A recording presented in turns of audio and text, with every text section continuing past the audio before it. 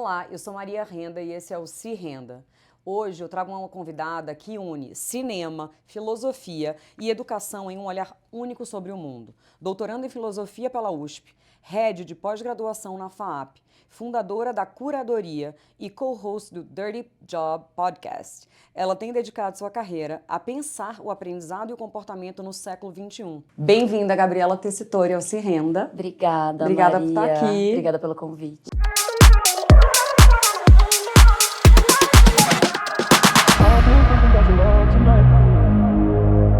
Imagina, obrigada por aceitar o convite de estar aqui comigo. Afinal, é a primeira vez que eu vou entrevistar uma podcaster.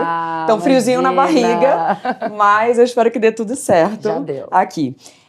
Toda vez que eu recebo alguém, eu sempre pergunto como uma pessoa chega aqui. Eu queria saber como você chega aqui hoje. Olha, eu chego inchada. Fala por quê? Não vou falar. Não é porque eu bebi. Não, poderia ser também, poderia tá? ser, mas não. É porque eu tô no final da estimulação para congelamento de óvulos que eu faço amanhã, que é meu aniversário ainda. Então, eu chego cansada, assim, desse processo. Esse processo, né? Não é um processo leve, né? Não é. Hormônios e hormônios. Eu ainda tenho uma questão de trombofilia, então eu tive que tomar remédio para trombofilia, que é um Clexane, que é outra picadinha na barriga. Então minha barriga tá toda roxa. Tadinha. Mas bom, são motivos bons, né, para celebrar a sua vida e quem sabe uma futura vida que tá vindo por aí também, né? Eu já tenho 41 anos, quer dizer, vou fazer amanhã os 41, então vamos preservar o que tá aí ainda, graças a Deus, né? É isso. E é tão bom a gente falar isso, porque é uma coisa hoje em dia tão normal, né? Sim, não é um tabu, né? Eu mesma tenho bastante dificuldade de falar muito, assim, das minhas questões pessoais, mas eu acho que hoje em dia é tão bom você falar e encorajar outras pessoas a fazerem, porque por mais que o processo seja difícil, é uma decisão muito profunda, sim, para a vida de uma mulher. Então, você poder tomar essa decisão com mais calma, é claro que assim, né, tem muita gente contra, tem estudos que talvez não sejam tão conclusivos por conta do tempo que a gente está fazendo isso, mas enfim, eu optei por fazer porque na balança eu queria mais a minha paz, assim, de não tenho condições de decidir isso agora. Poder escolher no momento que você se sentir pronta, né? Exatamente. E à vontade. A gente estava conversando aqui, eu contei do meu processo também, eu tentei, não deu certo e eu tomei a decisão de falei, eu entreguei na mão de Deus, está tudo certo, mas é só a gente normalizar isso de que é uma coisa, né, que as mulheres que têm vontade e sentem a necessidade devem fazer, gente. É um processo árduo, porque são muitos hormônios, mexe com tudo, mas vale a pena. Vale a pena e é isso, né? Vale a pena você tirar algo que tá te angustiando da frente, né? Assim, ter que tomar uma decisão que você não tá preparado às vezes. É isso. Obrigada por compartilhar isso. Imagina. Gabi, me conta como, assim, em que momento hoje da sua vida e da sua carreira você tá? E aí a gente vai entrar um pouco em toda a tua história depois. Sim. Olha, eu tô num momento com bastante coisa. Eu tô à frente da pós-graduação da FAAP. Eu tô fazendo meu doutorado, me qualifiquei agora em julho, então eu tô na reta final dele, né? Eu tenho 2 anos, agora 1 ano e meio, para terminar. Eu sou diretora acadêmica da minha empresa, que é a Curadoria, alguns projetos, que é a Curadoria, com K. E também tenho o podcast com o Pondé.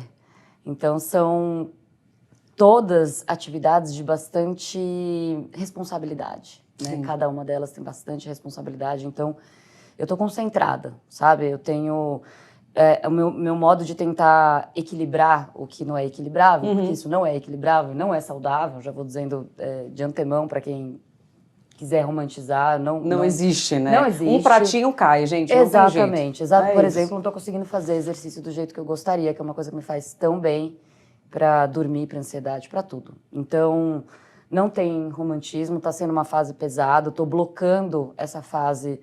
Para horas eu priorizo mais a gravação dos podcasts, aí eu vou dar uma parada quando eu já avanço nas gravações do semestre, aí eu começo a olhar para o doutorado, a FAAP ela se mantém como uma constante, né? Eu tô todo dia lá e tal, então, e a empresa também é uma constante, então a minha estratégia para tentar lidar com tudo isso é tentar blocar, mas mesmo assim eu enlouqueço no processo, não vou mentir. Normal. Mas, gente, que bom que você fala isso, porque assim, você olha, aí eu tava vendo, né, a descrição de tudo que você faz. Eu falei, gente, como que dá conta, né? Não dá. Às vezes não É dá. mentira, não dou conta. Claramente eu não dou conta. Eu tento. Tá. E eu faço o que é possível em cada uma dessas frentes. Uhum. Dou o meu melhor dentro do que é possível naquele momento. E você fica em paz? Eu tenho ficado cada vez mais, eu acho que isso é um benefício dos 41 anos, né? O malefício é ter que congelar. Os órgãos, mas a maturidade vem. Mas, exato, você começa a ver que, eventualmente, se não der pra fazer uma, não deu. Assim, não sem sofrimento, não sem um luto daquilo que você queria fazer, você quer fazer, mas hoje em dia eu já tô um pouco mais calejada do, putz, não dei conta, não consegui. E tá tudo bem. Tá tudo bem, exatamente. Mas me conta uma coisa, você começou como no cinema e depois letras. Cara, como foi isso? Assim? Não, eu comecei antes ainda, pior. Não é o buraco é mais embaixo. É mais embaixo? É mais Conta embaixo. pra gente. Olha, a primeira faculdade que eu cursei foi Ciências Sociais na PUC durante 6 meses. Não rolou pra mim. Aí eu fui pro Direito na FAAP, veja, né? 2 espectros bem diferentes. Uhum.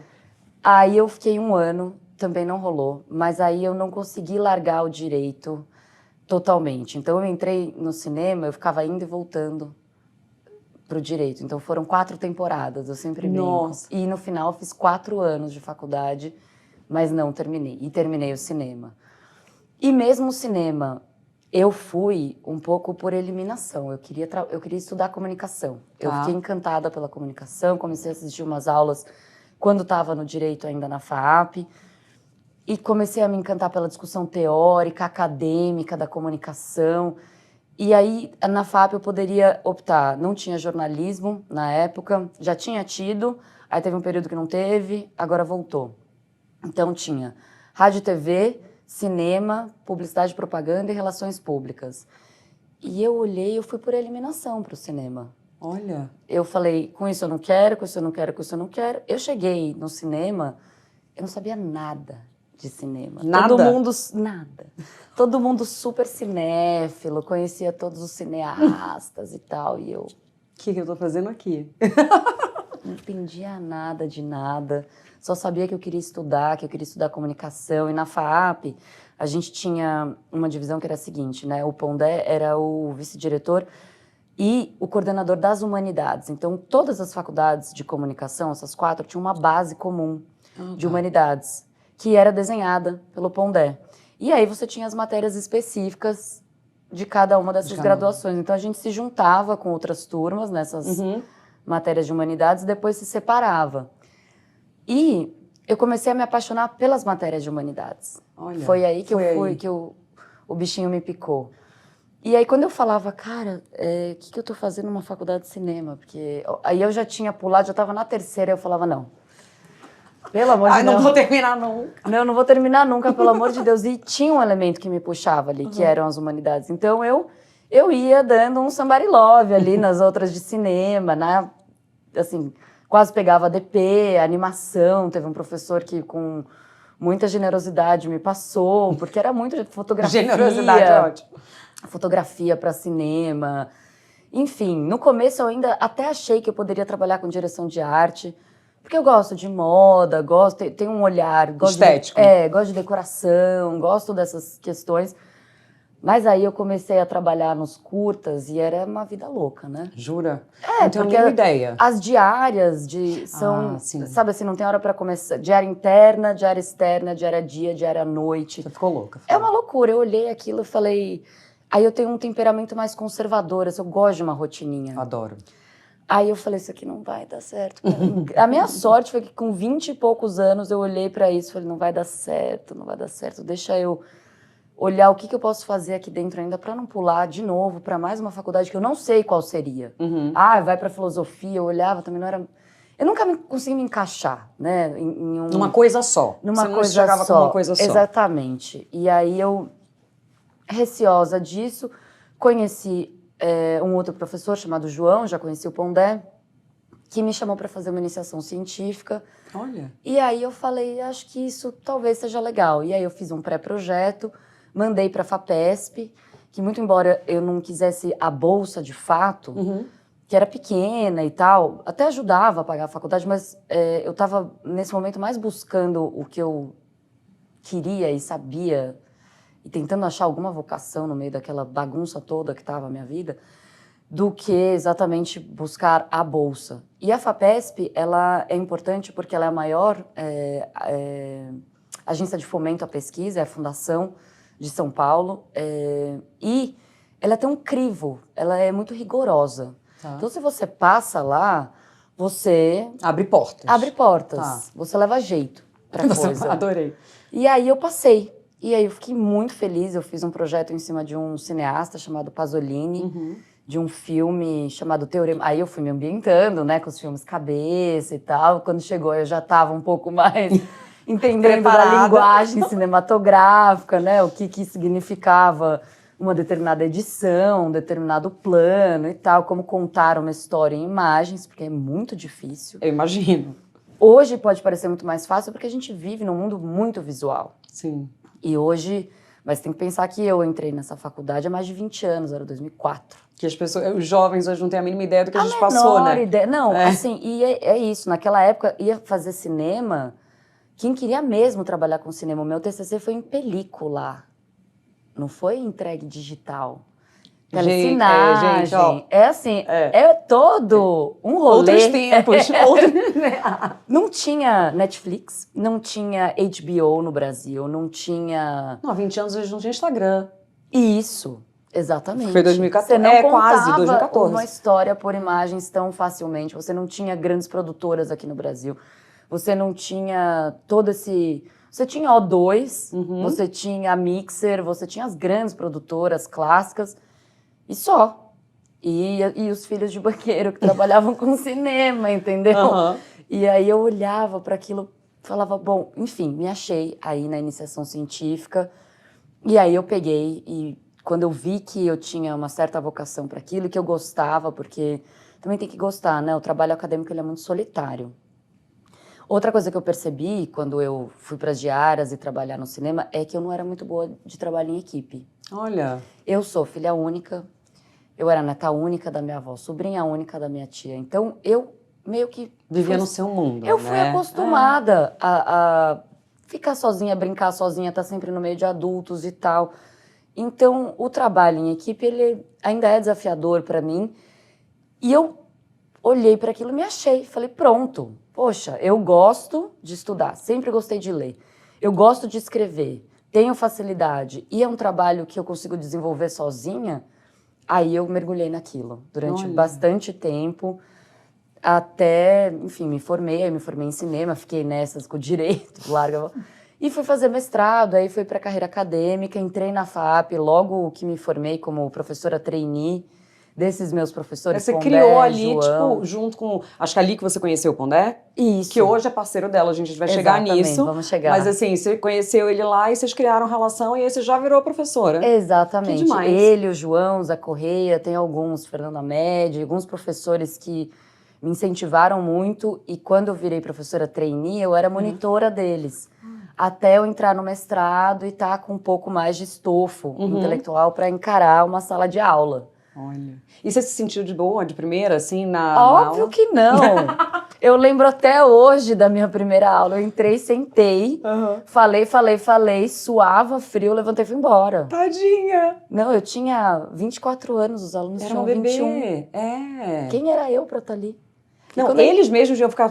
O que eu vou aprender desse ser aí? Exatamente. Não, legal, eu vim até com créditos, porque os professores a quem eu estava ligada... Te apoiavam, né? Não, óbvio. e eram professores importantes dentro da estrutura, né, da faculdade e tal, respeitados pelo seu conhecimento, todos doutores e tal. Mas, imagina... Loucura. Olha, entrar em sala de aula ou dar uma palestra, até hoje é desafiador. É desafiador. Não é fácil falar em público, nem um pouco fácil. E, imagina, eu não me sentia nada preparada para aquilo, na época que eu assumi. Provavelmente aos 24 anos, por mais que você tenha muita bagagem, você tenha estudado, se dedicado, né, acho que Até para você ensinar, você precisa de história, né? De tempo. Quanto mais, né, quanto mais tempo passa, mais você sabe, mais bagagem você tem, mais você cria. Mas, enfim, que bom que você começou cedo, né? Exatamente. É muito difícil você não ter maturidade e você querer dar aula. Tem certas profissões que eu acho que até hoje, quanto mais velho, melhor. Médico, professor, advogado. Tem algumas que a experiência não tem como. Mais técnico também, né? Ela vai te trazer um olhar diferente, sabe? Um médico que acabou de se formar é diferente de um médico que já viu N casos, que vai relacionar e que vai talvez conseguir fazer associações e chegar no seu diagnóstico mais rapidamente do que um médico que acabou de se formar. Um professor é a mesma coisa, por mais que depois do meu mestrado e tal, teoricamente eu sabia o que eu estava falando, eu tinha mesmo muito pouco traquejo, né? De como levar os alunos, como... eu fui pegando com o tempo, aí você vai vendo que... Isso é experiência, começar com uma história, contar uma história no meio, quando você vê que tá todo mundo dormindo, como que você faz? Enfim, tem um monte de estratégia. E graças a Deus não tinha tanto celular no começo.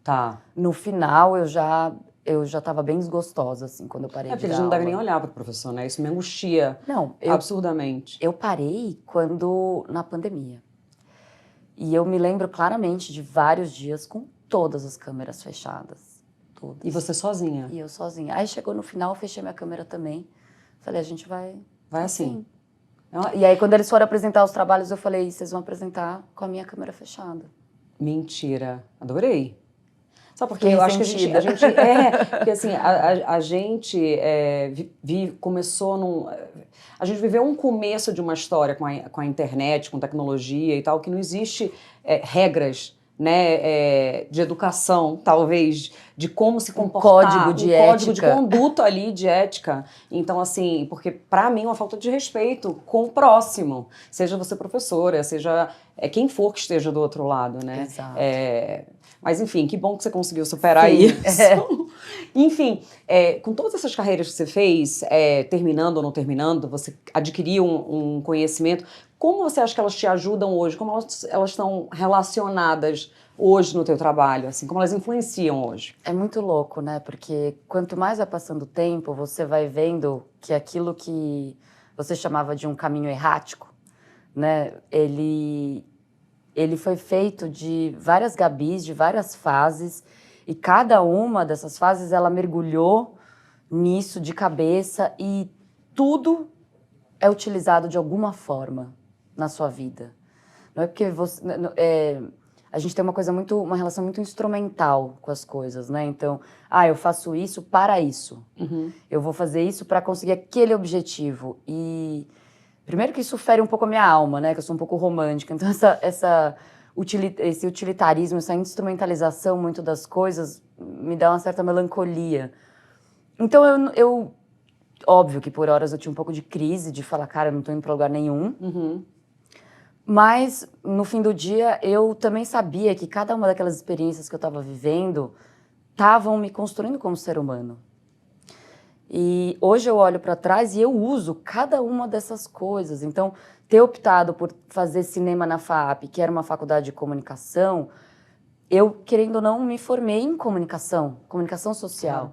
E hoje em dia isso é muito importante para os conteúdos que eu faço, para toda a questão das redes sociais, para o marketing, para a minha empresa, para tudo. Eu entender da comunicação, ter feito uma faculdade que era de comunicação e não só de cinema. Total. Conhecimento é uma coisa que não te tiram, né? Então, assim, quanto mais, melhor. Exato. Essa é a melhor coisa de ter feito toda essa trajetória acadêmica.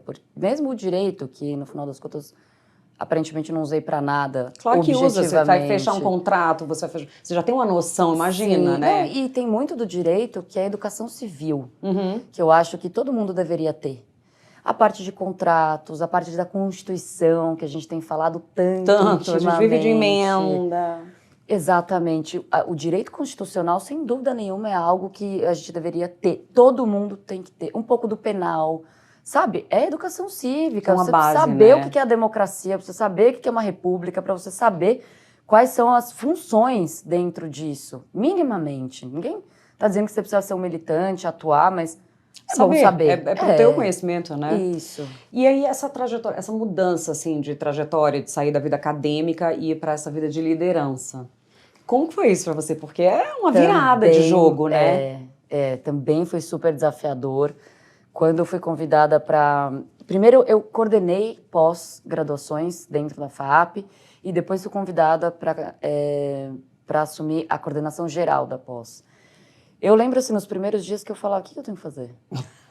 É porque não tem um... O que eu tenho que fazer? Assim, até eu me familiarizar com o jargão corporativo, processos, a operação, a estratégia, o dia a dia, enfim, as áreas que estavam envolvidas ali, como que ia ser o meu exercício, o exercício da minha liderança, que tipo de líder eu ia ser ali dentro. São muitas questões que vêm que são de outra ordem, completamente diferente da acadêmica, porque daí é uma coisa mais prática mesmo, e uma coisa que tem a ver com, claro, com o seu temperamento, com a sua personalidade, com quem você é e como você enxerga a sua relação com a sua equipe. Então, também foi desafiador, mas foi uma descoberta para mim. Eu nunca achei que eu fosse navegar. Eu nunca quis uma coordenação. Quando eu dava aula, eu falava, é ótimo, né, que a gente cospe e cai em cima de você. Cai em cima da gente. Eu aprendi faz um tempo já que é melhor não falar. Fica quieto em determinadas situações, porque... Então, eu não queria de jeito nenhum. Eu era aquela acadêmica raiz, chata.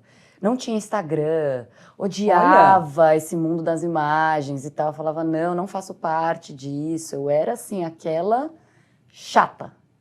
Categórica. Gabi, a gente falando sobre tudo isso, como é que foi essa virada para você de uma pessoa tão raiz para uma pessoa que hoje, querendo ou não, é uma pessoa que gera conteúdo, que tem um podcast? Sim, tô lá. Como foi isso? Blogueira. Olha, eu tô até hoje meio que tentando entender esse processo, mas ele foi do ponto do que eu sei e do que eu consigo contar. Eu comecei a ser editora da revista FAAP. Tá. E era uma parceria com a Trip. E a gente começou a fazer a revista FAAP com a Trip e a gente fazia reuniões de pauta com o Paulo Lima, com o Fernando Luna. Eram reuniões que incrível. Muito legais, assim. E eu comecei a aprender muito sobre essa questão jornalística / conteúdo, porque estava ali nessa mudança de que tudo virou conteúdo no final das contas, né? É claro, trabalho jornalístico, investigativo, temos as diferenças, mas de uma certa fusão, né, do conteúdo na internet e tal. E eu, como te disse, sempre me interessei por comunicação. Não pelo cinema especificamente, embora tenha me apaixonado pelo cinema. Hoje em dia amo cinema, amo filme, sei os cineastas lá à cabeça. Mas gosto de assistir, né? Mas também assisto os blockbusters, super feliz. Então, por mais acadêmica chata que eu tenha sido num período, depois eu fui me abrindo mais para coisas do mundo, porque o acadêmico fica, né? A gente tem até uma metáfora interessante que é ficar na Torre de Marfim olhando para o mundo, assim, só falando mal desse mundo. Esse povo lá embaixo e eu aqui tão elevado, tão culto. E eu tinha um pouco de bode dessa postura blasé também. Embora fosse um pouco também, né? A gente é um pouco contraditório. Mas aí você tá começando também, né? Eu acho que é até uma casquinha que você cria, assim, tipo assim, eu preciso também me comportar para pertencer, né? O comportamento, exatamente. Mas a gente também é ambivalente, né? E contraditórios. E ainda bem que somos, senão a gente seria óbvio e maniqueísta. Então, eu comecei a fazer essas reuniões e aprender um pouco da comunicação da Trip, como ela fazia esse trâmite entre algo que é jornalístico, um texto mais profundo, mas ao mesmo tempo leve, com a intenção de comunicar e falar com mais gente. E eu também preciso confessar que eu fiquei muito de saco cheio do povo da academia. O que te incomodou? Eu tive algumas decepções, assim, com pessoas muito próximas de trabalho, assim, que eu comecei a olhar e falar... O mundo da academia, como todos os outros, é cheio de hipocrisia. Cheio de... exatamente. E aí eu falei, cara, que gente chata, eu não quero ficar falando com esse povo, porque o que acontece é que, uma vez que você começa a falar cada vez mais difícil, estudar mais, e se aprofundar mais, e produzir textos difíceis, você começa a falar com pouca gente. Sim, não é? Você começa a falar só com seus nicho, pares né? acadêmicos. E aí eu comecei a olhar para o meu futuro e falar, eu vou ficar falando com esse povo aqui pro resto da vida? Só com eles? E aí foi meio que no meio dessa crise crítica, lidando com pessoas que eu olhava e falava, não me enxergo aqui. Não admiro mais, não acho que... Enfim, de tudo isso sempre restaram aquelas 4 pessoas, né? João, Pondé, Fernando Zé Correia, que se mantiveram ali e que ainda me traziam a admiração pela academia. Mas eu comecei a olhar para o mundo e eu queria fazer mais, eu sempre quis fazer mais. Eu tenho essa coisa de, e que mais eu posso fazer? E onde mais eu posso atuar?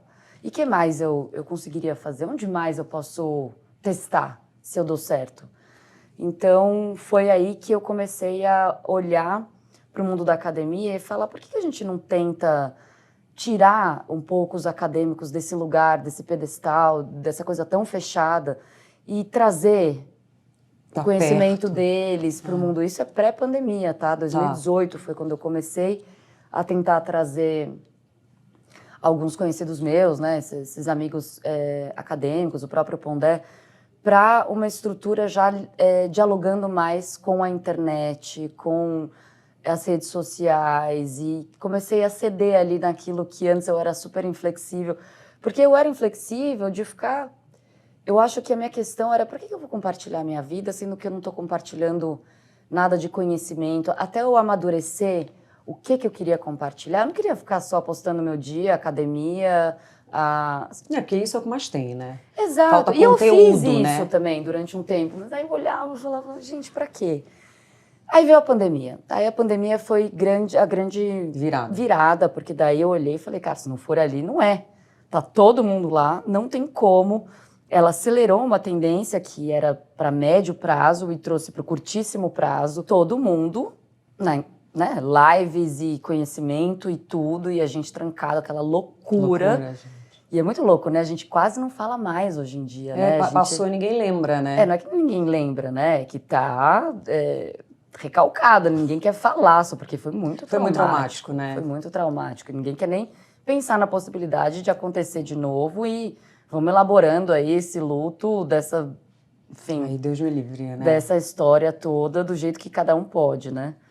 Então, mas tem algumas coisas que não voltam. Por exemplo, hoje em dia eu não lanço um curso presencial na FAAP, porque... Só online? Só online. Claro, com eventos, com momentos de interação e tal, mas não lanço, porque para a pessoa atravessar a cidade para estar lá... Hoje, sabe, tem coisas boas também que vieram disso. Mas, enfim, na pandemia foi quando eu dei essa virada.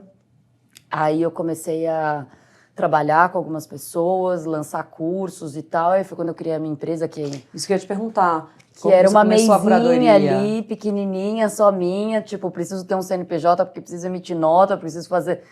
Começou a virar gente grande. Não, aí comecei nessa realidade da burocracia, né? Que, nossa, para quem gosta da vida acadêmica, assim, a vida intelectual, ela dói um pouco mais.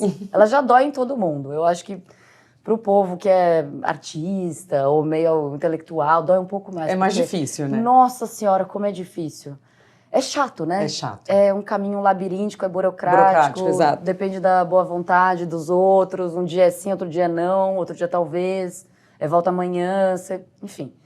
Então, comecei, os primeiros cursos que eu lancei era assim, mandava link para pagar, fiz inscrição do CNPJ para conseguir gerar link para... Enfim, era realmente fazer um cardzinho. Mas foi bem visionária, né? Para alguém da academia, da academia, sim. Super. Sim, claro que assim, eu tenho amigos que fizeram cinema comigo, que lá no começo tentaram fazer alguma coisa com TV ou com cinema, não deu certo, jogaram no YouTube e voaram.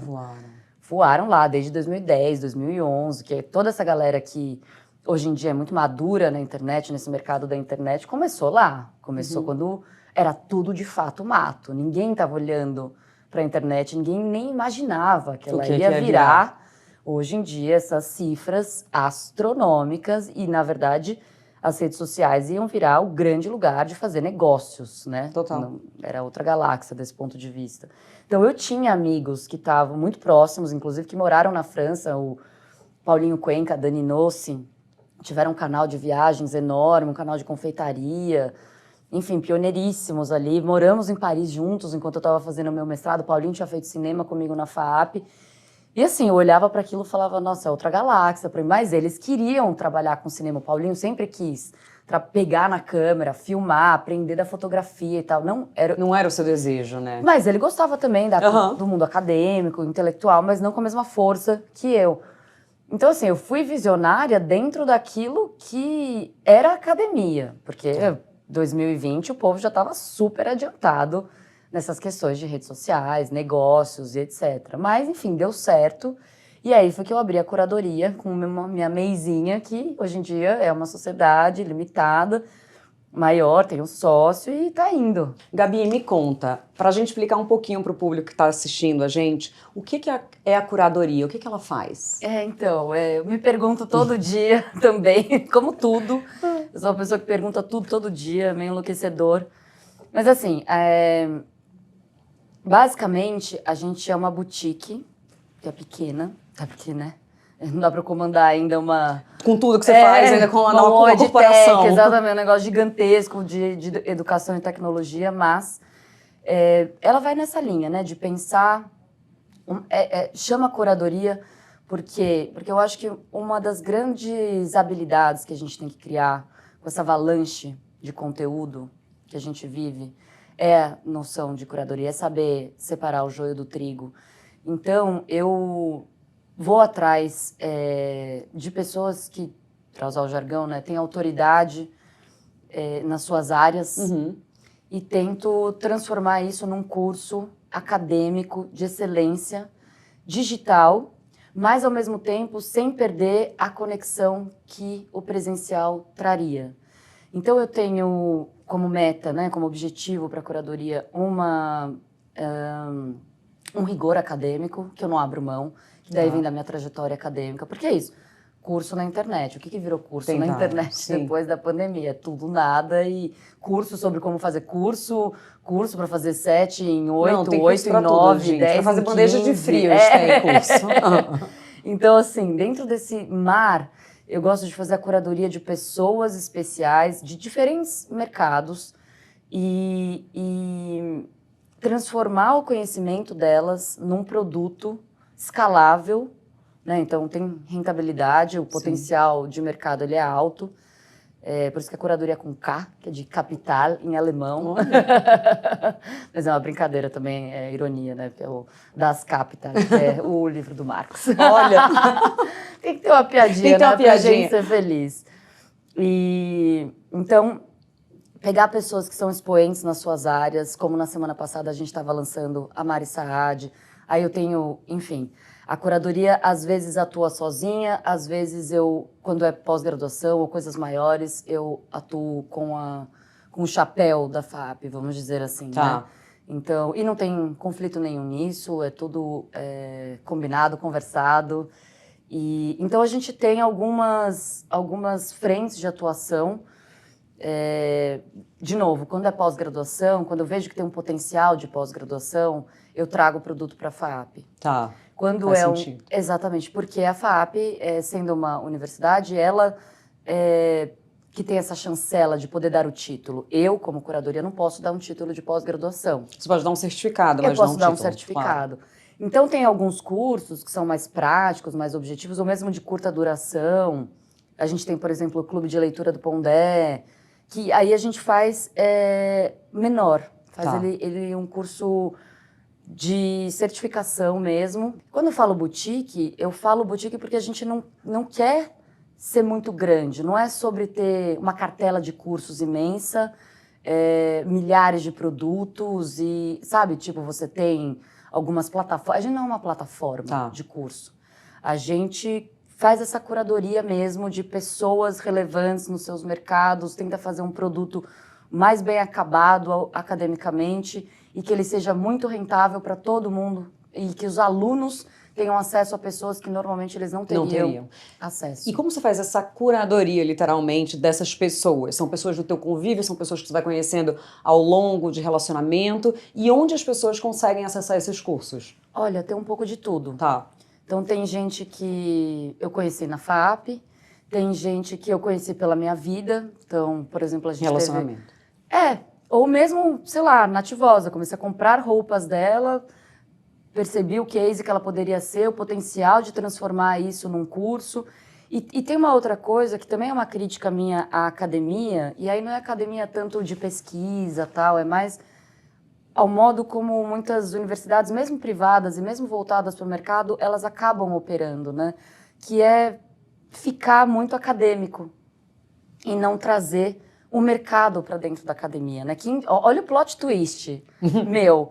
Uma acadêmica raiz que não conseguia olhar para o mercado, não conseguia ter nem um Instagram. Eu comecei hoje em dia a olhar para o mercado e achar que a melhor sinergia vem quando a gente consegue unir o melhor dos dois mundos. Quebrando paradigmas, hein, Gabi? Então, e que isso é normal fora do Brasil. No Brasil tem um nojinho mútuo. Mas eu acho que está mudando. Eu acho também. Eu sinto que está mudando, que as pessoas estão começando a se abrir mais e a normalizar isso. Não, até porque o digital e as redes sociais não tem volta. Eles acabou, vieram daqui pra pra frente. Não adianta ficar saudosista, querer andar para trás, querer que volte. Não vai acontecer. Simplesmente. Então, isso que eu comecei a perceber. Eu me debatia muito com os alunos também, que não queriam mais ler, que não queriam mais... Aí chegou uma hora que eu olhei e falei, cara, errada tô eu. Não que eles estejam errados porque eles não querem mais ler, não. Eu continuo achando que todo mundo tem que ler, tem que ler os clássicos. Os clássicos te ajudam na sua educação sentimental, a como você lida com o mundo, como você enxerga o mundo e como você acaba tomando determinadas decisões. Então eu recomendo, todo mundo tem que ler os clássicos, todo mundo tem que ler um monte de coisa, mas a realidade não é essa.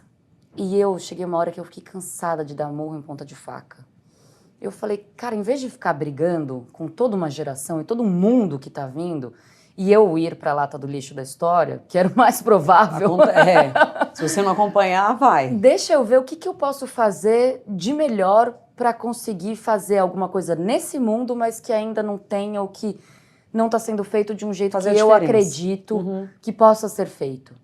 Então é daí que vem essa curadoria de pessoas. Então, eu vou desde a filosofia até a beleza, como foi a Mari Saad, moda, como foi a Nativosa, cozinha, já fiz com o Henrique Fogaça.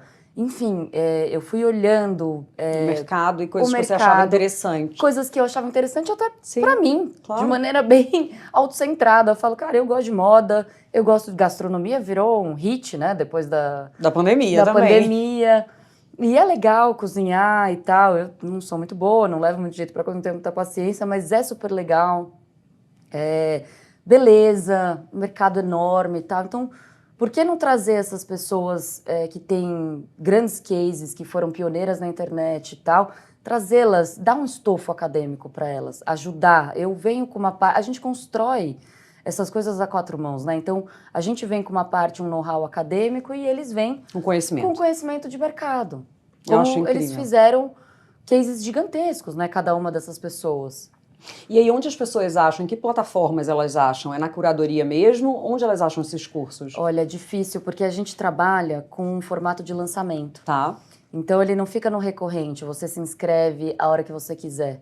A gente faz uma campanha, lança o curso, vende por um tempo e depois fecha. Esgota. E depois lança de novo ou não, a depender se a gente entende que tem... Porque a gente também não quer...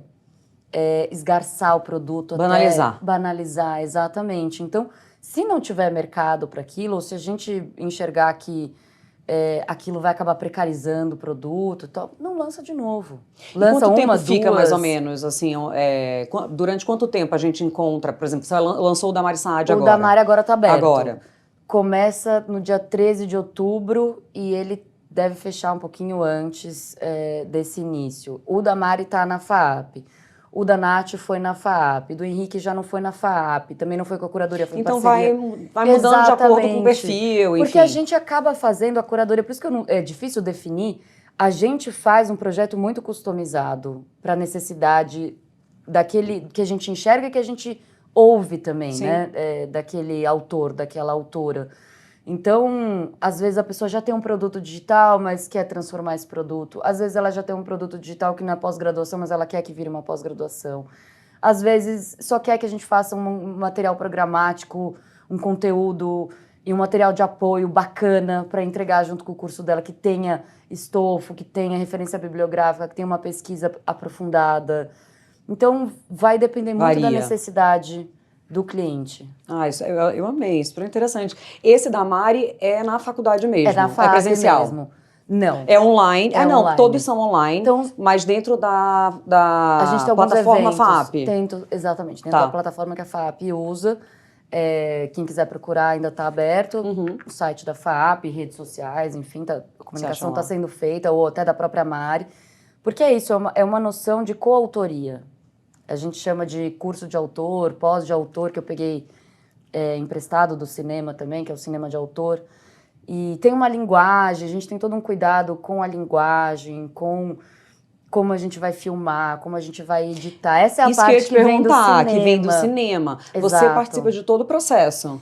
Eu, hoje em dia, não consigo mais, mas as primeiras que eu fiz, a de psicanálise, a do Pondé, até a Nath, assim, eu ainda estava, o começo da Nath foi quando eu Começou a se deslocar um pouco e comecei delegar. a ficar mais, exatamente, na estratégia, não consegui mais acompanhar a operação. Mas eu fiz a melhor contratação dos últimos tempos, fora o Felipe, que é meu braço direito lá na FAP, que foi a Dafna, que é filha do Pondé. Olha. E que foi minha aluna também. Então a gente hoje em dia trabalha todo mundo junto ali. E a Dafna é muito competente, então hoje em dia meu time direto, que é o Felipe e a Dafna, eles realmente entregam tudo que eu preciso para que eu consiga fazer tudo que eu faço. Porque se eu não tivesse os dois, eu não conseguiria fazer tudo que eu faço. Meu chefe, atualmente, né, o Fábio Rosignoli, ele fala para mim, ele falou, você tem que aprender uma coisa, você tem que criar uma mini renda. Exato. É uma pessoa que, na hora que você não tiver, ela te substitua. Na hora que você crescer, evoluir, ela cresça junto com você. Exatamente. E eu acho isso super interessante, porque muita gente pensa só em si, e não pensa em como ajudar até o outro, né? Porque você ajuda o outro também a evoluir. E você vai se desgarrando das coisas. Exatamente. Porque senão você fica enterrado. Se você é apegado, assim, ansioso, é pior para você. Isso é o maior jargão que você ouve dos líderes, que você tem que aprender a delegar. Porque se você não conseguir, você vai ou se matar, vai ter uma crise, uma estafa. Não, ficar mais do mesmo, né? Porque não adianta. Como que você vai fazer outras coisas? Exatamente. Não tem como, né? Eu não conseguiria ter feito o podcast se eu não tivesse conseguido montar uma equipe que toca a operação para você no dia a dia. Agora vamos lá, educação no século XXI. O que você acha que mudou mais assim na forma que a gente ensina, que você ensina nas últimas décadas? Além, óbvio que a parte do online, tudo isso eu entendi, mas existe alguma outra coisa que você enxerga que mudou muito hoje em dia?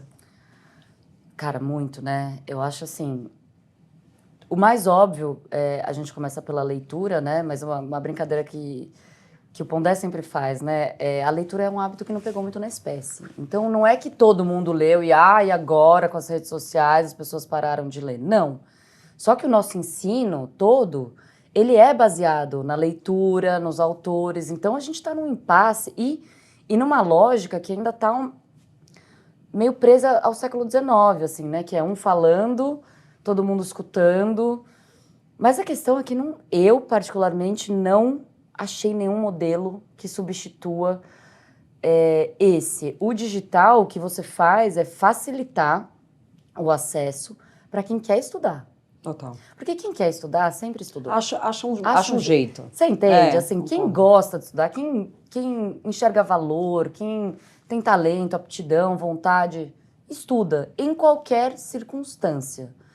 Com lamparina a gás, sabe assim? Então, eu acho que nisso o século XXI proporcionou uma facilidade de alcance a pessoas que as outras que normalmente você não alcançaria, porque pra gente é muito fácil, a gente mora em São Paulo. Ah, sim. A gente tem uma USP, as melhores universidades, muitas das melhores universidades da América Latina estão aqui. A gente tem acesso do que tange ao poder aquisitivo. Então, o que o digital trouxe, o digital bem feito, de qualidade, que não está mirando somente o lucro, e veja, não estou condenando o lucro. Capital. Ele está dentro, ele tem que estar dentro, né? Tem que ser bom para todo mundo, mas O que aconteceu foi com a entrada dos grandes grupos e o barateamento do acesso ao ensino superior, o sucateamento, né, quase, para fazer um dirty job aqui, fazer um trabalho sujo porque foi, né, o barateamento disso jogou lá embaixo a qualidade dos cursos, principalmente para aquelas pessoas que não têm acesso e que não podem pagar muito para fazer uma faculdade, Sim. né? Então agora o MEC está correndo atrás, tentando uma regulamentação um pouco mais firme, tanto da pós-graduação quanto da graduação digital, mas o estrago, em grande medida, aqui no Brasil já foi feito, já faz um tempo. E ainda deve ter uma dificuldade, assim, pensando em quem está comprando ali, em como escolher, né? Porque tem tanto. Eu já fiz vários cursos online, adoro. Mas é o que a gente falou, eu já tenho um acesso. Para a grande maioria, na hora de escolher, deve muito e muito mais, talvez, pelo acesso de posso comprar, posso adquirir, ou não. Então, assim, como você faz para você escolher? Não, é desesperador, né? É desesperador. Porque tá tudo ali na plataforma, numa grande prateleira. Se você não tem acesso, se você não acompanha, você não sabe diferenciar exatamente. O bom do ruim. Exatamente. E aí, como todo mundo hoje em dia usa técnicas sofisticadas de marketing, fica mais difícil ainda, né? Porque tá todo mundo treinado para falar na câmera, para fazer um pitching de vendas, para, enfim. Para te convencer.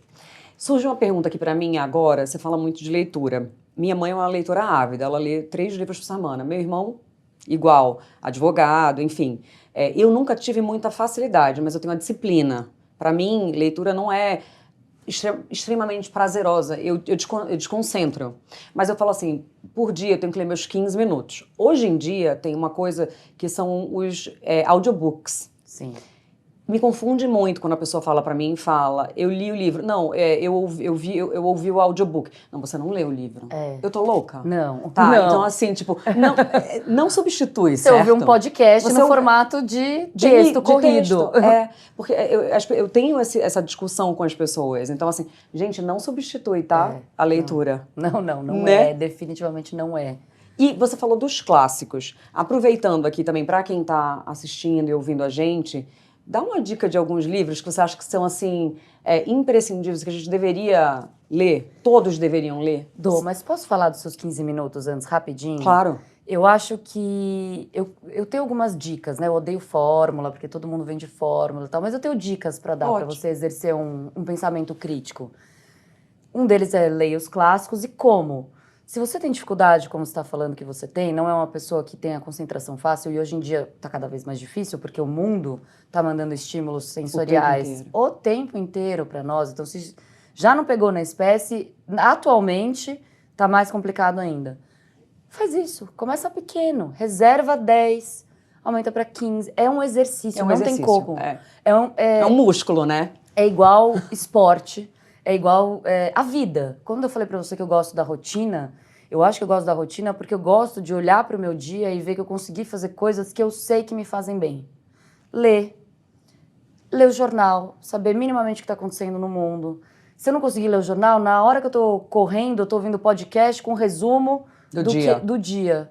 Beleza, isso você pode substituir, mas tenha uma atividade de leitura de 10, 15, 20 minutos. E vai tentando aumentar. Porque é um exercício, a concentração ela é um exercício. Pra mim não é fácil também.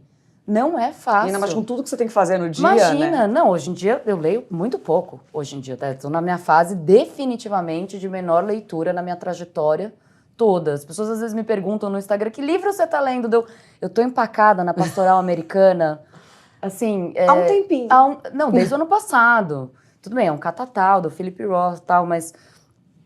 Eu não tem outro jeito a não ser fazendo. Que é que nem esporte, que é que nem tudo, é treino.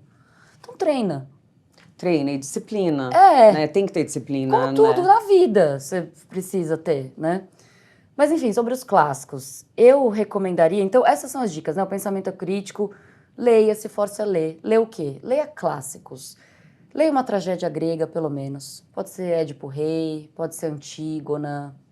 para você entender como os gregos pensavam, como a força do destino ela é maior no mundo grego, você não tem essa subjetividade moderna que faz o movimento da superação e consegue aquilo que deseja. Não, o mundo grego você não tem essa ideia de superação e de subjetividade. É legal ler Shakespeare, né? Pelo menos alguma coisinha. Ler Romeu e Julieta, pelo menos, assim. Ou Hamlet, né? Para ver ali a angústia entre ser ou não ser. Já chegando na modernidade, leia Madame Bovary. Se você for mulher, leia Madame Bovary. Homem também, mas se você for mulher, leia mais. Educação Sentimental, do Flaubert, é também uma maravilha. Que é isso, né? Essa nossa subjetividade moderna tendo que aprender como lidar com o mundo livre, que as regras não são mais pré-estabelecidas e que você é o sujeito da sua própria vida, queira ou não. Claro, tem determinações materiais de 1000 ordens, temperamento, genética, mas, enfim. Eu sou muito mais psicanálise, muito menos neurociência, né, nesse quesito. Então, ainda me debato um pouco com a questão da liberdade e do livre-arbítrio. Então, leia Balzaciana, do Balzac. Já tem várias dicas Pais e boas Filhos, do Tolstói, para entender que o conflito entre pais e filhos não é algo novo no mundo, já existia.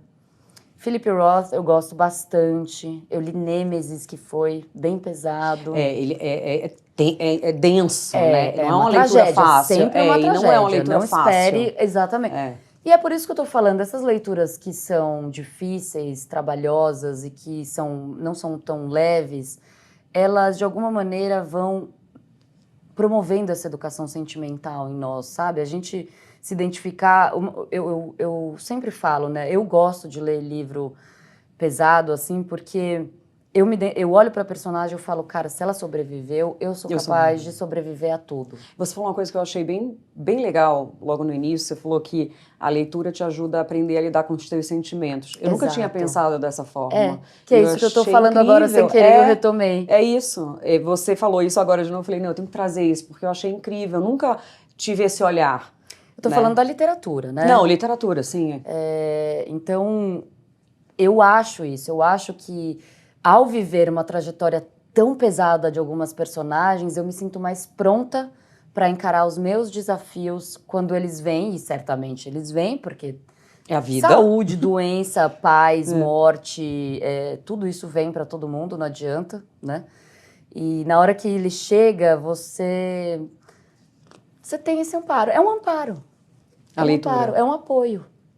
É um apoio emocional. Demais. Você tem a terapia, você tem as amigas, você tem esse momento da Seu, solitude, da literatura. As pessoas não sabem mais ficar sozinhas, né? Infelizmente. Também não é fácil. Não é Ninguém fácil. tá falando que é super fácil, né? Não é fácil, mas eu acho que uma vez que você aprende, é gostoso você ficar consigo. Você sente falta de não ter o seu espaço. Exato, e de você se ouvir, né? Porque é um momento que a gente tem para se ouvir, para prestar atenção no que a gente está sentindo, ouvir nossa intuição. A gente vive no automático, a gente esquece disso, né? Então, é bom ver um momento de leitura como uma meditação para você ali, né? E de aprendizado a lidar com os seus sentimentos, com a confusão que é os nossos sentimentos. Porque eles são confusos, contraditórios. Um dia você quer uma coisa, outro dia você quer outra, e você não sabe o que eu quero. O que eu quero é o grande enigma do desejo da vida. Não, e agora não é só o que eu quero. Qual é o meu propósito? Não, isso aí... Isso me mata. Nossa. Gente, vai não, ficar isso buscando. Tá adoecendo. Tipo, tá adoecendo. As pessoas não têm o propósito, não acham meu propósito. Gente, a gente tem milhões de propósitos. A gente tem que ter vontade de viver, a gente tem que ter sonhos. Propósitos são sonhos, talvez. E a gente tem que adequar eles ao princípio da realidade. Exatamente. Porque é isso, as novas gerações estão adoecendo, seja porque elas vêm com essa pressão que elas precisam achar o propósito, e aí o propósito, ele é meio banal às vezes, ele não é tão grande quanto a gente imagina, sabe? E também com essa ideia de ter que salvar o mundo, sabe? Gente. Isso tá destruindo eles. Eu vi, Maria, eu dei aula por 10 anos. A mutação antropológica que eu vi na minha frente, ninguém me contou. A fragilidade, a vulnerabilidade, a questão da medicação, a introversão, tudo isso eu vi acontecendo na minha frente. Quando você fala de introversão, por causa de tantos estímulos tecnológicos, cada vez as pessoas vivem, não se Falam escutam, menos. mas falam menos, Falam vendo menos, a vida não dos se outros, olham não nos se olham. olhos, não conversam mais tanto. Ninguém tá falando, ninguém tem tanta coisa para falar também. Mas é um exercício. E o exercício do tete a tete, ele é, na essência, conflituoso. Eu tenho que olhar para você, eu tenho que olhar no seu olho. Se eu sou mais tímida, eu vou ficar mais travada. Eu podia estar nervosa aqui agora, eu posso estar mais solto. Tenho uma comunicação corporal que eu tô emitindo para você. Isso aqui tá interessante para mim, se não tá. Tem várias leituras, várias camadas, para usar a palavra da moda, várias camadas de leitura que elas estão na comunicação não verbal, em toda essa nossa interação. E que as novas gerações estão perdendo. Isso, né? E eu vejo a atrofia do social, assim, a dificuldade. Eles vinham falar comigo, professor, olhando para baixo, sem conseguir. Mas você acha que isso também não tem um pouco de, além de a pessoa ser mais introvertida, a falta também de segurança em si? Tipo de... Sim, isso... autoestima? Sim. Eu tenho probleminha com a palavra autoestima, né? Porque a estima, ela é algo dado pelo outro. Se você for olhar pela psicanálise. Eu tenho um vídeo, vou te mandar depois, que fez bastante barulho, que eu postei, porque é uma falácia. Porque auto dá a entender que você pode dar a estima a você mesmo. E nós somos seres para o outro, a gente é definido pelo olhar do outro, desde pequenininho. A gente fala mamãe e papai primeiro por quê? Porque tem a mamãe e o papai falando, e a hora que a gente fala, eles... Ah! E a gente fala, nossa, eu fiz alguma coisa legal, e ele, inconsciente, lógico, é bebê, você nem sabe o que está acontecendo. A gente aprende por imitação e por reconhecimento de que o que a gente está fazendo é certo ou errado. Então, a gente não existe sem a dimensão do olhar do outro para validar quem nós somos. Então, eu tenho um pouco de preguiça desse papo todo de autoestima, autoajuda, autoconhecimento, porque parece que ao fazer isso você vai estar pleno. E não, ninguém vai estar. Eu, você e a torcida do Corinthians, nós somos miseráveis estruturalmente. A gente é altamente dependente do... Altamente não. 100%. Totalmente dependente do olhar do outro para existirmos. Não, minha cabeça está até borbulhando agora. Peraí, calma. Essa coisa da autoestima, todo mundo fala, você tem que trabalhar sua autoestima, você tem que trabalhar seu autoconhecimento. E eu só posso falar de mim, não posso falar de outras pessoas, sou uma pessoa que estou sempre em busca de evoluir como ser humano, melhorar a minha autoestima, que nunca foi muito forte. A de ninguém isso é. Não existe. A de ninguém. Eu estou trabalhando em vão, então. Não. Uma coisa, outra coisa. Não, me conta. Agora eu fiquei... Não, esse papo pode ir horas, gente. Vai. Primeiro eu vou contar. Todos nós somos inseguros. Repito, não é um problema dela, não é um problema meu, é um problema de todo mundo. Por quê? Porque tá na base, a gente precisa do olhar do outro para validar. Como não ser inseguro se a gente é estruturalmente assim? Validado. Não é uma escolha, é estrutural. A gente aprende por imitação, alguém tem que validar essa imitação e alguém vai dar esse reconhecimento e a gente vai introjetar isso como certo ou como errado. E por quê? Porque a gente tem medo de perder o amor do pai, da mãe ou de quem faça essa função. Esse é o resumo do mal-estar na civilização, do Freud, do modo como a gente constitui a nossa psique e como a gente se insere no mundo. Isso é uma coisa. Então, todos nós somos inseguros, tá? Não é um problema seu, não é um problema, é um problema nosso, estrutural, da espécie, atualmente. Uma coisa que eu gosto muito de ler livros de neurociência, e tem um neurocientista americano chamado Dr. Joe Dispenza. E ele fala muito de como a gente pode... Agora me falhou a palavra em português, mas em inglês chama rewire. Como a gente pode, acho que, redirecionar. Sim. Isso de fato existe? Não, a gente consegue? Isso diz... Aí eu vou chegar na segunda parte. Buscar autoconhecimento, buscar o autoaprimoramento, tudo isso, claro que não é em vão. O exercício de olhar para si e tentar ser um ser humano mais gentil, mais solidário, nunca será um exercício em vão. Acontece que hoje em dia ele está hipertrofiado e virou uma grande mercadoria. Então virou curso para você comprar, virou livro. Eu tudo compro bem, todos os livros. Bem, eu compro roupa, tudo certo. A gente vive numa sociedade de mercado, a gente vai comprar alguma coisinha. Se isso é o que tá preenchendo o seu buraquinho, todo mundo tem um buraco, entende? Por isso que é todo mundo inseguro. O buraco tá dado, a gente é incompleto, por natureza. Então, eu vou sair daqui mais leve depois desse papo. Super, por favor. Juro. O que eu tô falando é pra... Nossa, não é só meu esse problema, ufa! Quando eu cheguei na análise em um determinado momento e eu descobri que eu era só uma neuróticazinha básica, aquilo me deu um alívio, porque se você não é neurótico, você é um psicótico. Não, eu prefiro ser neurótica. Entendeu? Tá tudo eu falei, certo. nossa, ufa, graças a Deus. Olha. Ou um perverso. Não, eu sou só uma neuróticazinha, eu não sou uma psicótica, eu não sou uma perversa. Graças. E tá tudo bem ser neurótica. Tá tudo certo. Não é pejorativo, gente. É o que todo mundo... Todos nós somos. Eu tô gritando, né? Não tem problema. Depois vocês ajustam aí na edição. É que eu me empolgo falando disso porque virou um mercado muito canalha. E é cruel, porque Canalha. assim, é muito cruel, porque por mais que eu tenha lido milhões de coisas, eu nunca tinha ouvido da forma que você explicou. E isso eu faço terapia há anos, fiz a minha vida inteira, já passei por todas, freudiana, lacaniana, junguiana, hoje nem kleiniana, essa eu não fiz, mas já fiz várias. Hoje em dia eu tenho um coach que é zero formação. Zero formação, ele é comunicação. Sim. Neurocientista. Então é mais mídia, né? Então Media assim, training pra media você. training, mas assim, cognição, Sim. sabe? Me ajudou, porque eu falei, gente, eu já fiz tudo que estava ao meu alcance. Eu falo pra ele, olha só, Marcelo, presta atenção. Eu já fiz tudo, eu já li tudo, não muda. Entendeu? Sabe por que não Qual muda? é o problema? Tem um negocinho na gente chamado pulsão de morte, que o Freud também falou. Ou compulsão à repetição. E é muito difícil se livrar dos nossos, para usar a palavra da moda, os padrões. Porque a gente foi forjado assim. Então, é muito difícil largar o piano, deixar a bagagem e conseguir agir diferente. O autoconhecimento não é garantia de que você vai conseguir mudar e deixar de fazer as mesmas besteiras que você sempre faz. Você só vai fazer com mais consciência. Uma brincadeira... Era melhor não ter a consciência. Então, eu prefiro ter. Né? Eu prefiro ter.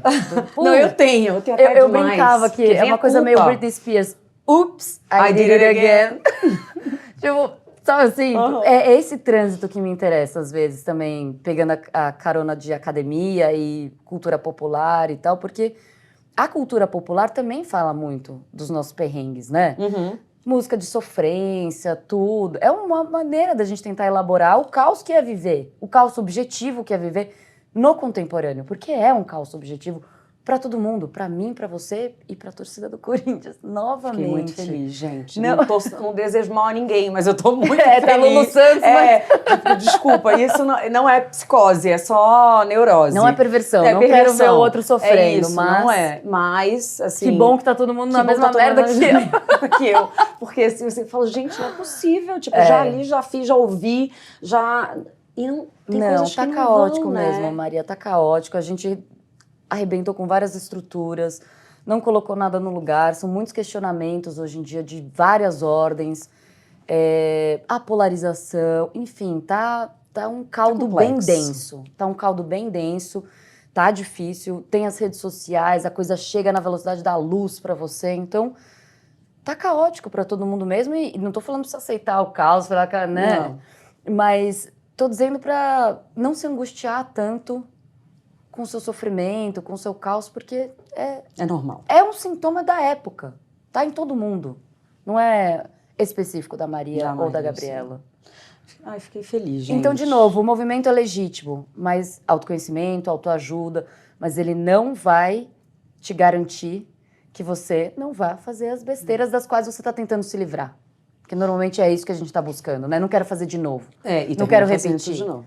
Exatamente. Tem alguma coisa que, além dessa coisa que a gente está falando da leitura, não sei o que, dessa busca, tem alguma outra forma? Você acha que talvez a análise ajude a quebrar esses padrões no nosso comportamento? Porque, assim, você tem consciência, uma vez que você começa a estudar mais, a procurar mais, a buscar mais, então você é consciente do que você está fazendo, ao mesmo tempo que você repete aquilo novamente, vira um padrão. Tem alguma coisa que ajude a quebrar esses padrões? Ou não, gente? Só orar mesmo, pedir a Deus e falar, pá. Você sabe, assim... Sair do roteiro, tá, Bá? É difícil, é muito difícil, né? É muito difícil você romper com isso. Um processo de análise pode te ajudar muito, sendo análise muito profunda, né? Duradoura, de anos, 10 anos no divã, né? Não é nada tão imediato quanto a nossa sociedade quer, pede, almeja. Principalmente pelo contrário, jovens, né? Tudo a temporalidade do inconsciente, ela é outra. Você tem resquícios das suas eras mais primitivas, da sua infância, que estão no seu inconsciente, vivíssimas, como se tivesse sido ontem. Entende? Então é muito difícil lidar com tudo isso. Mas eu acho que um processo de análise saudável, ele vai te ajudar você a aceitar quem você é, com os seus erros, com as suas repetições. É nessa casca de banana que eu vou escorregar? Então, beleza. Eu vou escorregar. E aí, quando você escorregar de novo, você vai falar, sou eu, né? Tá Sabe? aí, É a Gabriela, né? É isso aí. Ai. Eu estava uma vez num curso de psicanálise que a gente estava falando de fim de análise, era uma aula sobre isso, e veio a música, né? Gabriela. Obviamente não por minha causa, mas porque na letra da música eu sou Gabriela, sempre Gabriela. Eu nasci assim, eu cresci assim, eu serei sempre assim. Então é sofrer menos quando repetir a mesma coisa, que quase certamente a gente repetirá. Gente, eu iria nesse assunto 1000 anos, mas como eu não posso, me conta um pouquinho do seu podcast, Dirty Job, com Pondé. Eu tô adorando fazer. A gente tá na terceira temporada. Né? A gente começou em setembro do ano passado. Foi quase uma coisa meio natural, assim, de...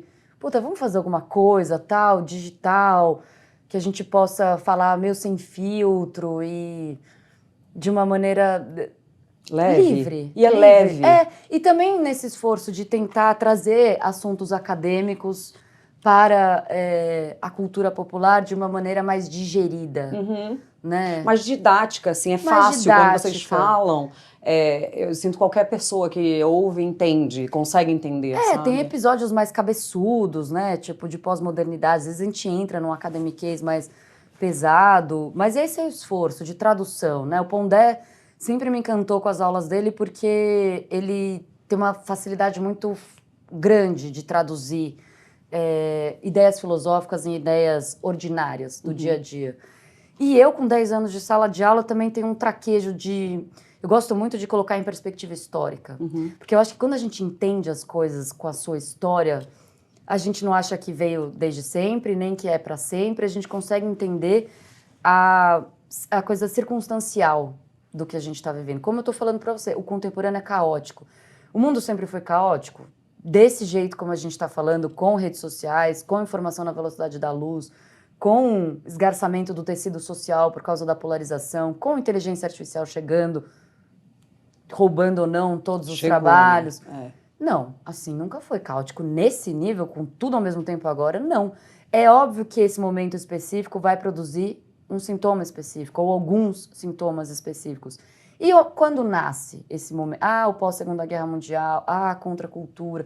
Eu gosto de pontuar. Então, e lembro que meus alunos gostavam muito dessa parte mais didática, de eu construir o contemporâneo, desde a pré-história, a história, como que a gente chegou aqui. Fica mais fácil de entender, né? Até exatamente. O porquê, assim. Porque é muito complexo o que a gente vive. A gente está numa sociedade de mercado avançada hiper complexa. Então, não é fácil de entender como a gente chegou até aqui.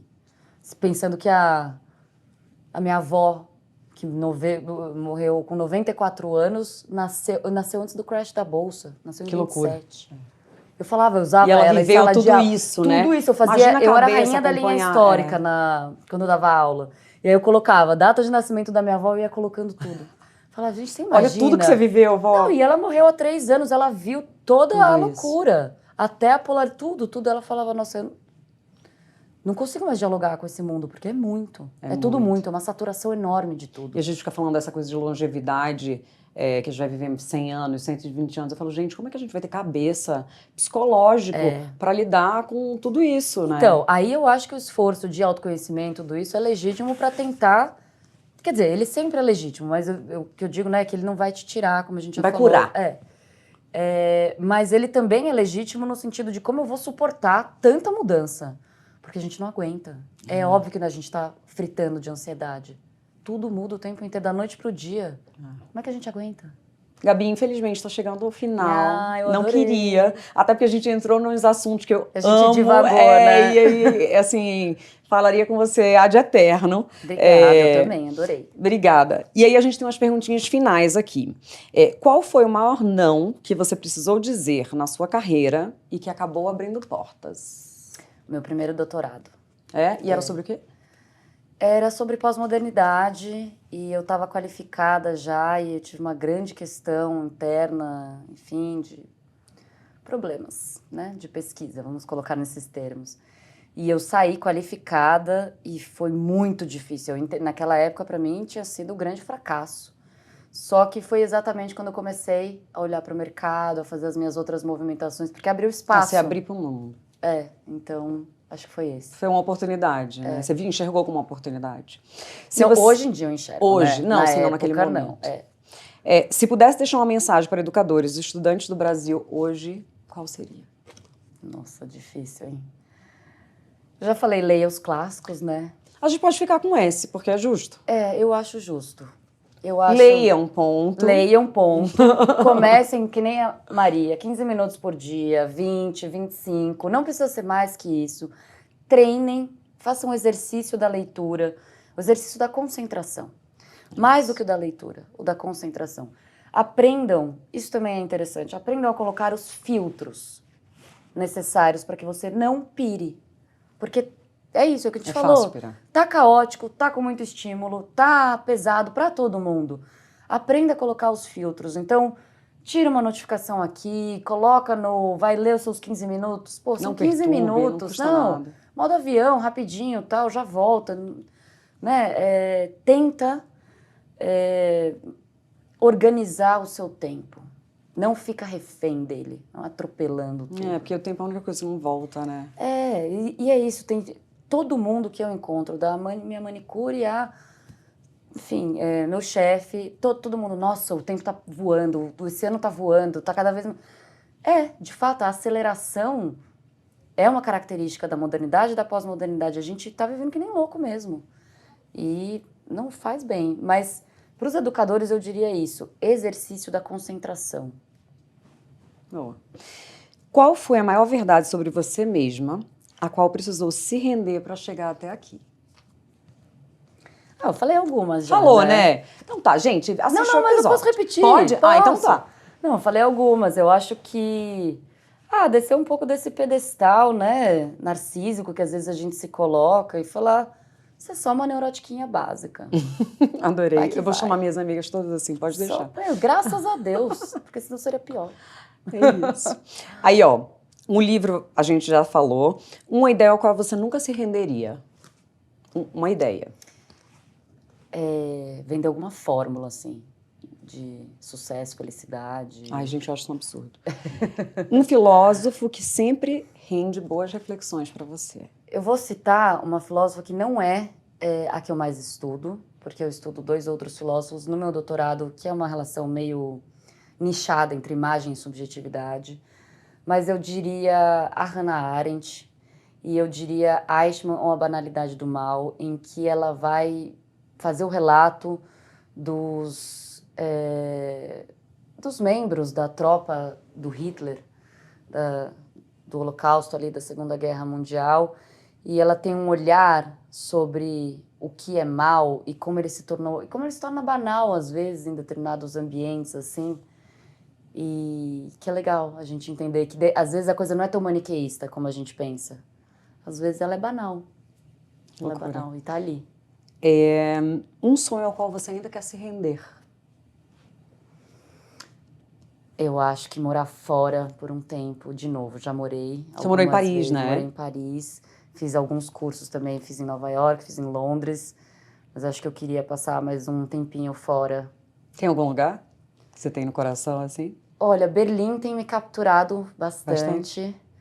Mas é dureza o frio lá, né? Eu já peguei -20 lá e, meu Deus, Mas é muita cultura, né? Mas é muito muita bom, história, é muito cosmopolita. E é Alemanha, filosofia, né? Então... Perfeitinho pra você. Se render pra você é? Me render é aceitar quem eu sou, do jeito que eu sou e o que é possível. Que foi o conselho que você me deu. Exatamente. Então, é o vai ser o que eu dou próximo. pra todo mundo, na verdade. É isso. Ai, Gabi, eu te agradeço muito eu adorei, você ter vindo. Adorei. Super obrigada, eu amei. Falaria obrigada a você, muito com você. Foi uma aula pra mim. Que bom. E eu espero que quem esteja assistindo ou ouvindo também tenha sido uma aula e bom. gostosa, porque foi leve. Então, assim, fico muito feliz que você tenha Que topado bom, vir. eu adorei. E tá aqui, ter se rendido ao Me bate-papo. rendi nesta fase, né? É isso. Inchada, cheia de hormônio. Nem chorei. Nem choro. Mas, ó, quem sabe, né? A gente faz um episódio 2 e ela já volta aqui com outras notícias. Exato. Né? É isso, Gabi, super obrigada. Obrigada a viu? você, obrigada a você. É Tchau. isso. Tchau, gente.